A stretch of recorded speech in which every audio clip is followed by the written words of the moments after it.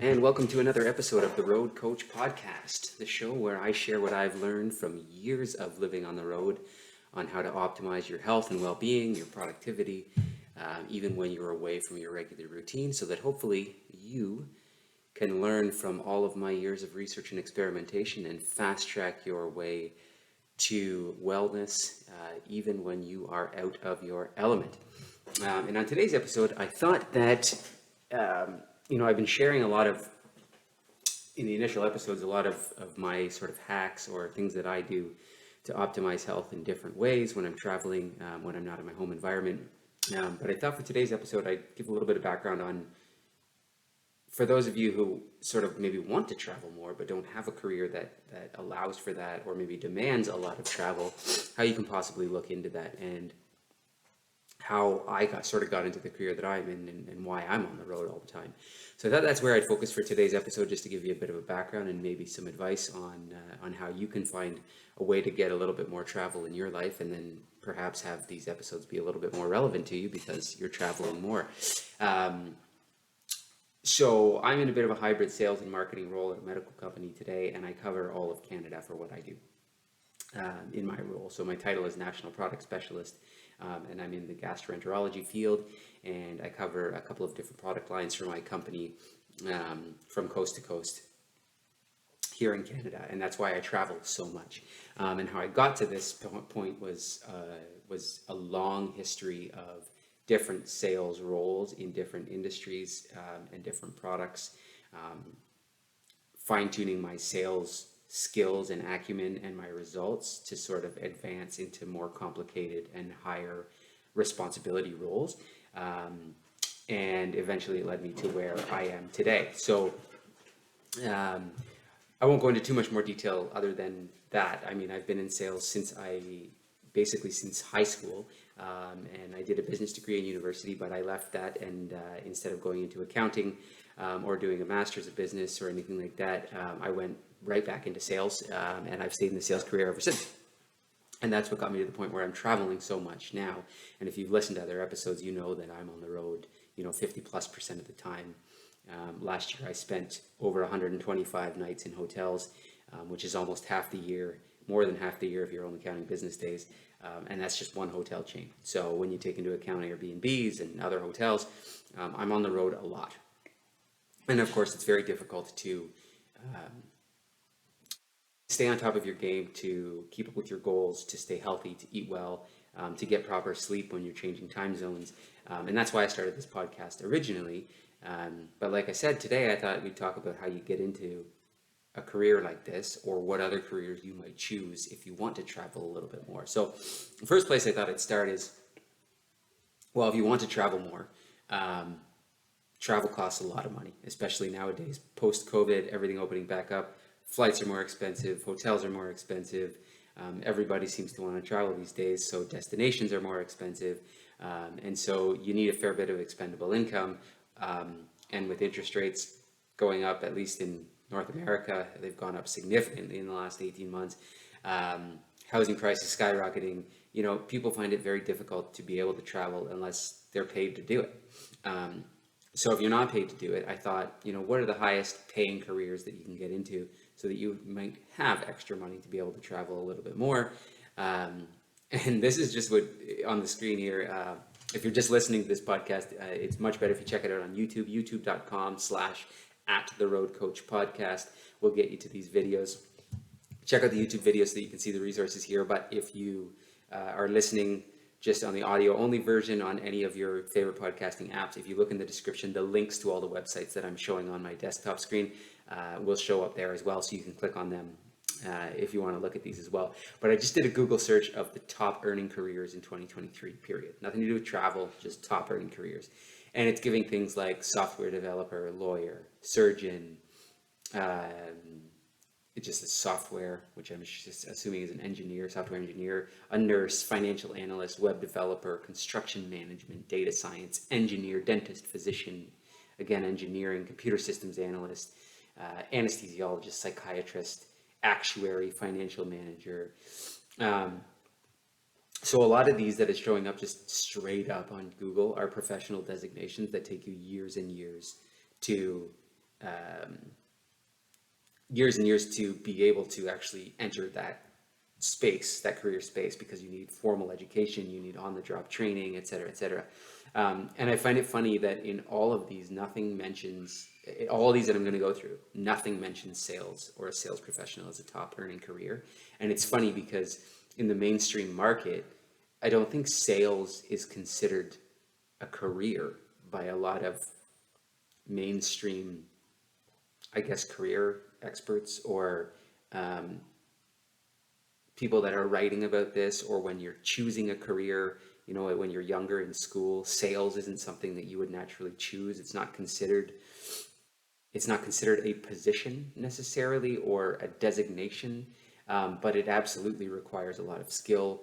It absolutely requires very hard work, out of the box thinking, creativity, and you can learn to do it much better than when you first start. But there's no real formal education for it. It's something that has a very low barrier to entry, but a very low percentage of people that do it well. And so there's a lot of careers that are available in sales with very little formal education, but someone who works really hard and is dedicated to improving themselves with basic sales skills and becoming a professional at something like sales can earn more than any of these careers that are listed. And so I think that's funny that sales is always sort of pushed to the side as not necessarily a career opportunity, and yet it has one of the highest income potentials. It has one of the lowest barriers to entry of any other possible career, and every single company needs salespeople or sales professionals to market and sell their products. And so it is widespread, and there's always, you know, in any market, there's going to be sales jobs at any point in time. So they're always available. You know, we've been in positions here where, you know, physicians go through 8 years of medical school, then do their PhD, and then get a residency, and then they can't find a job because there's nothing in their specialty, because we overproduce doctors in certain areas and certain specialties. And yet, right out of school, right out of high school, you can get a part-time sales job while you're still in high school and start developing these skills that can take you far beyond any professional designation in terms of career fulfillment, adaptability, and travel capabilities, income potential, and the ability to be free to make your own schedule, to live in different places, and to still be creative on a daily basis. So anyways, I just find that interesting, but I digress. So these are the top earning careers without sales being mentioned. I pulled up one of the sites. This is from mygreatlearning.com, and it's the top 25 highest paying jobs in the world. They all are, you know, in the 100,000 plus range, it looks like. Top 25, again, it's listing data scientist, machine learning engineer, software engineer, investment banker, CEO, as if anyone can just step into a CEO position, an engineering manager, IT manager, financial analyst, solutions architect. Again, so we're pilots, a lot of healthcare professionals. And then when you get into the really high ranges, like above 300, anesthesiologist, surgeon, neurosurgeon, oral and maxillofacial surgeon, and I'm still recovering from jaw surgery, so obviously my surgeon's earning a ton of money. But again, no sales listed at all, which I think is very, very interesting. It's just not considered. So it's almost like this hidden gem for people. And of course, sales isn't for everyone. I think everyone should try sales at some point. That doesn't mean everyone should do sales as a career long term, but I think it provides a unique set of skills and unlimited earning potential with really very little formal training.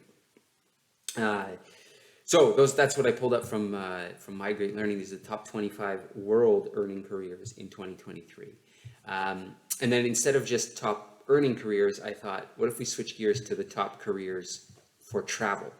And if you want to get into a career that isn't necessarily in the top earning, but is best for travel, I thought, you know, why not look at something like that and see what comes up there. So these might not pay very well, but they will pay you to travel. So you get to travel around the world to do them, or at least potentially around a country or geographical area where the job is located. And again, you're talking flight attendant, teacher.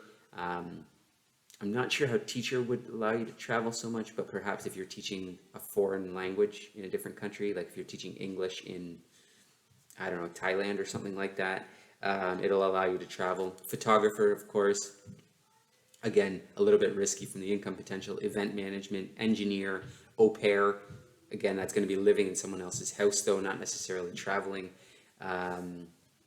Day to day. Social media, hotel manager, again, you're tied to one place, but you could move from site to site, from maybe year to year or contract to contract. Tour guide, pilot, translator, consultant, travel nursing, geologist, and again, pilot, and then travel agency, truck driver, air traffic controller, diving instructor, a travel writer, bartender, tourism. Again, doesn't mention sales at all. And I find that very interesting because sales is a job that when you get to a certain level, you can absolutely have a territory that allows you to travel wherever you want, and you can get into industries that expand the reach of what you do, you know, beyond your city's borders to beyond your provincial or state borders to beyond your country's borders, and travel internationally. So again, top travel jobs for 2023 according to Google, none of them have anything to do with sales or marketing at all. I pulled up a website too that has 25 of the highest paying travel jobs in 2023, and this is according to ZipRecruiter, which is a hiring platform. If you haven't heard of it, they help find skilled workers and put them in the right jobs. So it's a website to both help you find a job as a potential employee and then help organizations find the right employee for the job. And they've got here thermodynamics engineer, which is definitely going to require some formal education, a port engineer, a signal integrity engineer, a signal processing engineer, an aeronautical engineer, a test pilot, an avionics engineer, avionics manager, a fixed wing pilot, a naval architect. All of these things require a significant amount of formal education, and it will require that you know exactly what you want to do and plan for it in your education. And if you're someone like me who did their formal education, you know, through high school, did well, went into university, not really knowing what they wanted to do in their career, but knew that they should get a degree, you can easily end up at the end of your university career having spent, you know, upwards of $100,000 on a degree that really doesn't, it allows you to do anything, but really didn't prepare you to do any one specific thing. And so you still have to figure that out. And all of these careers that are shown up as ZipRecruiter as the best jobs for travel,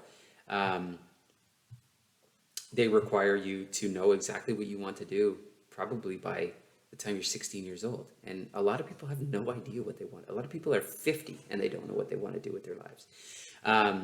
So that brings me back again to sales and why I think that sales is one of the best careers you could possibly choose in the entire world. It's for a lot of the reasons that I've already mentioned. I won't rehash them. And I just pulled up sales professional incomes. So according to according to talent.com, the average sales professional salary in Canada, it pulled that up just because I'm in Canada, so it pulls up my geographical location, is $81,000 per year. Indeed.com, which is a Canadian, again, recruiting website or jobs website, resumes, etc. It's like ZipRecruiter. It says this median salary, mean average salary is $68,825.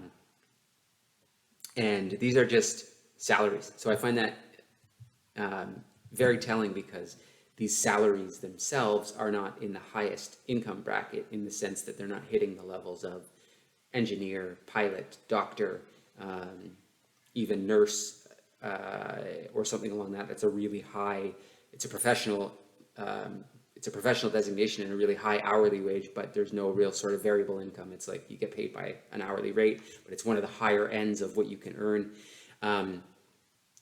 What this salary doesn't incorporate is the fact that sales professionals earn commission. They're not just paid salary. So the median salary, whether it's 40,000, 50,000, or 80,000 per year, you can easily double or triple that when you do well with your job and you sell your product efficiently. You can earn commissions that far outweigh your salary, and so you can get into that highest tier income bracket very easily if you focus. I shouldn't say very easily, it's not easy, but as I mentioned before, it's a low barrier to entry. And if you're focused and you're dedicated to being a professional in the field and developing your skill set, you can easily be one of the top earners of any professional designation around you with little to no formal education. It doesn't mean no training, and that doesn't mean no learning. Sales professionals continually learn on a daily basis, but it does mean that you can do it and be very versatile with what industry you're in, where you live, where you travel, how much you travel, and you can still earn a lot of money doing it and have the company cover the expenses of all that travel. So I really do think sales is something. It's obviously the path that I took, so I'm biased, but I think it's a great career to get into if you want to travel more, and if you want to, be able to unleash your creativity on a daily basis, but also have the freedom to sort of forge your own path and earn the income that you want to earn, and also be able to travel. So that's the path that I took, and the path that I'm still on. Just a little bit more complex than it was doing door-to-door sales 20 years ago. And with that, I'll do a little plug as well for the book that I wrote last year called Sales Meets Marketing. You can get it on Amazon. It's by me, Rob Crate. If you just Google Sales Meets Marketing by Rob Crate on Amazon, it'll come up.